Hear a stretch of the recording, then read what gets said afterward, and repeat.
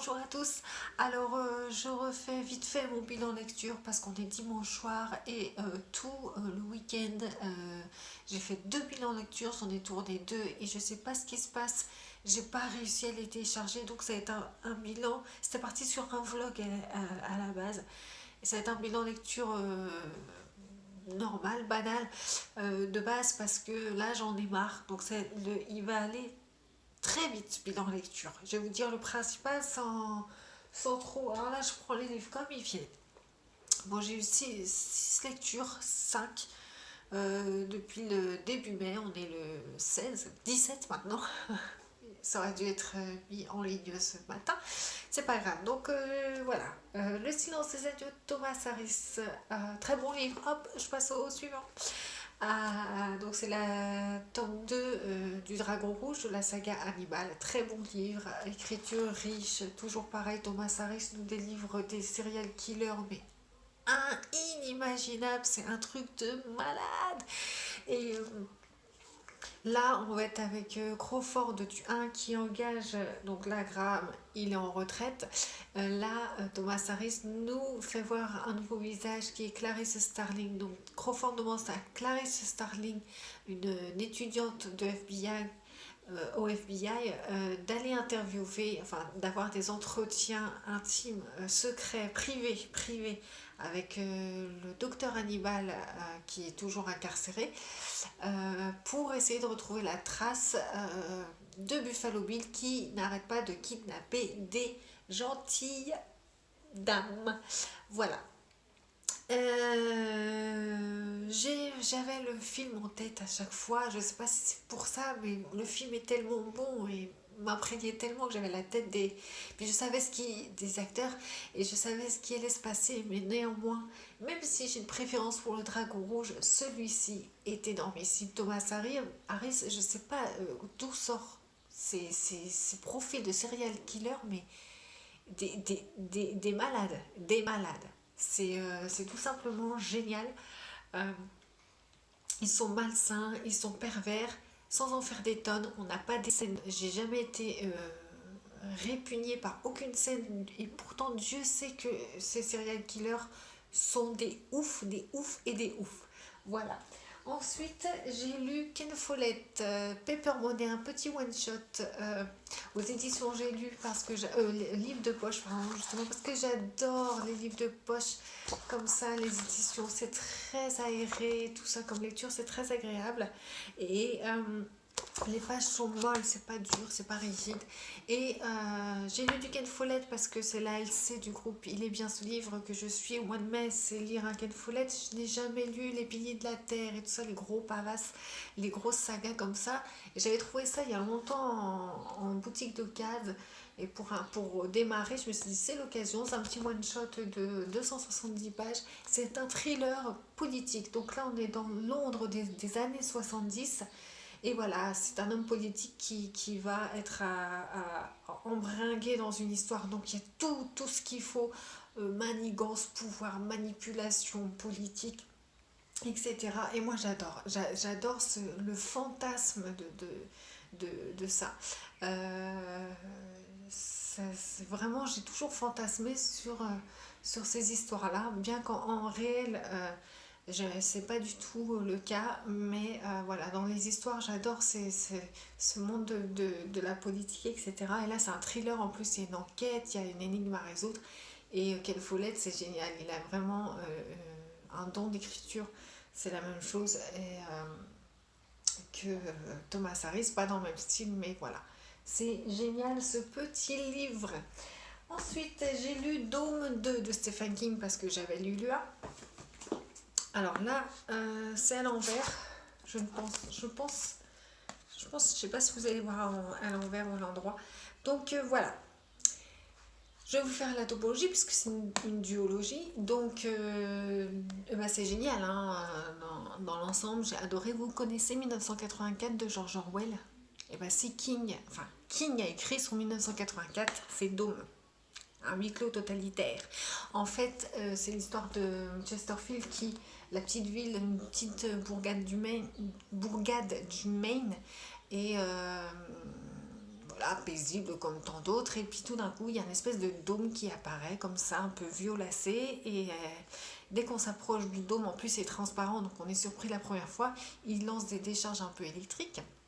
Donc voilà, ça attise la curiosité de tout le monde, et bien évidemment ils sont obligés puisqu'ils sont enfermés, donc c'est un espèce de huis clos, et le dôme est un prétexte. King ici dénonce tous les individus d'une société lambda. On les a là-dedans, les méchants, les gentils, les moutons, les nannies. Voilà, les méchants sont encore plus méchants, c'est-à-dire que les méchants sont avides de pouvoir. Les gentils sont rebelles, les moutons sont des moutons. Voilà, donc ça, Dôme, c'est génial. Donc dans le 1, c'est la mise en place des personnages avec leurs relations, etc. Donc on voit encore le Dôme est là et tout est bien en place. Ici, dans le 2, le dôme, tout a brûlé. Voilà. Lisez-le. Et en plus, c'est très facile à lire parce que c'est coupé en parties. Dans chaque partie, il y a 20 chapitres, 15 à 20 chapitres. Mais les chapitres font une ou deux pages, voire 5, voire allez, 7 pages au maximum. Donc, c'est très rapide à lire. Voilà. King a fait du bon boulot là-dessus. Ensuite, Émile Zola, la fortune des Rougon, premier tome des Rougon-Macquart. Enfin, je m'y lance et je suis pas déçue du tout. Là, Zola plante la généalogie en fait de ces personnages de la famille Rougon-Macquart, et on va voir pareil que dans Dôme de Stephen King. Là, au sein même d'une famille, il y a tous les individus d'une société, bons, mauvais, victimes, pourris, voilà. Voilà. Et donc en fait, les Rougon au départ, Macquart, sont un peu dans la pauvreté et ils sont avides de pouvoir. Voilà, et ils veulent conquérir la petite ville où l'action se passe au 19e siècle, fin 19e, c'est à Plassans, à Nice. Ce que je regrette, c'est que ça passe en hiver. J'aurais bien aimé avoir des décors de Nice parce que Zola a un génie pour comment dire, pour décrire les choses, et moi ça me gêne absolument pas parce que j'aime ressentir ce que ressentent les personnages. Et voilà, donc c'est de la politique plus, et voilà, c'est plus de la politique, et moi j'adorais parce que ça reflète finalement une société, c'est pas de la politique politicienne, entendons-nous. Et j'avais peur parce que Zola quoi, et non en fait, non. Et surtout le chapitre 5, pour ceux qui l'ont lu, Silver et Miette. Ce passage restera jamais dans mon cœur. Zola décrit ces deux adolescents, leur relation d'une façon, il n'y a que lui pour décrire ça. Voilà. Moi, c'est génial. Si vous voulez découvrir cette saga, allez-y.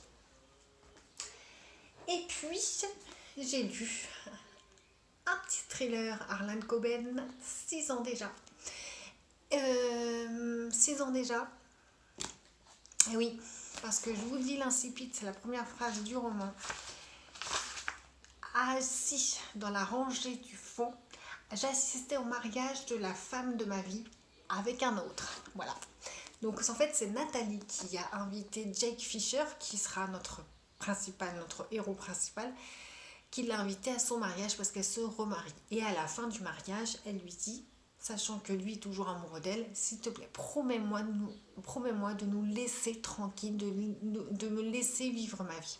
Il lui promet, mais il ne tient que 6 années. Au bout de 6 ans, il lâche sa promesse parce qu'il tombe sur une photo qui va tout chambouler et qui va l'inciter à rechercher et être aux trousses de son ex-femme, enfin de son ex, il a jamais été marié avec, hein, de Nathalie. Et voilà, donc c'est un thriller des plus banals, haletant, tout ce que vous voulez, c'est un bon page turner, c'est un thriller de plage, je vais dire.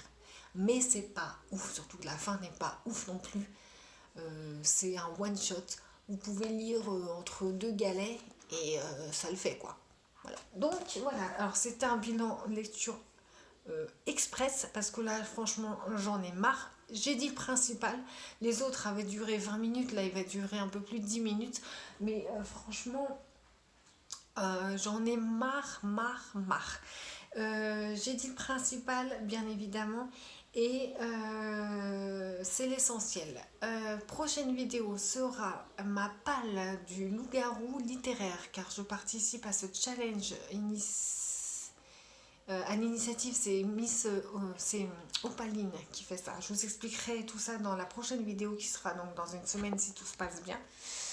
Et puis bah voilà, et puis bah si vous avez aimé ces livres, si vous voulez en parler davantage dans les commentaires, ou si vous voulez me poser des questions, je serai très contente d'y répondre. Suivez-moi sur Instagram, c'est là que je dis mes réactions à chaud sur mes lectures. Et puis je vous dis à bientôt.